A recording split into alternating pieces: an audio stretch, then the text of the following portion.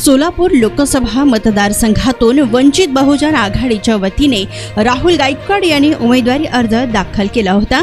त्याचा अर्ज देखील पात्र ठरला होता, परंतु त्यांनी आज अर्ज माघार घेण्याच्या दिवशी निवडणुकीतून माघार घेतली। त्यामुळे आता महायुतीचे उमेदवार राम सातपुते व महाविकास आघाडीच्या उमेदवार प्रणिती शिंदे यांच्यात थेट सामना पाहायला मिळणार आहे। सोलापूर लोकसभा मतदारसंघातून एमआयएमने देखील उमेदवार न देण्याचा निर्णय यापूर्वीच घेतलाय, तर अनेक पक्षांनी आज सोमवारी निवडणुकीच्या रिंगणातून माघार घेतली। अजूनही अर्ज माघार घेण्यासाठी काही वेळ बाकी आहे। दरम्यान वंचितचे उमेदवार राहुल गायकवाड यांनी निवडणुकीतून माघार घेतली असल्याची माहिती जिल्हा प्रशासनाकडून देण्यात आली।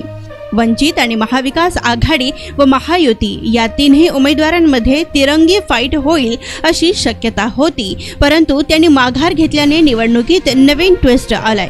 वंचितची माघार कोणासाठी फायद्याची ठरणार याकडे आता सर्वांचे लक्ष लागून राहिले आहे।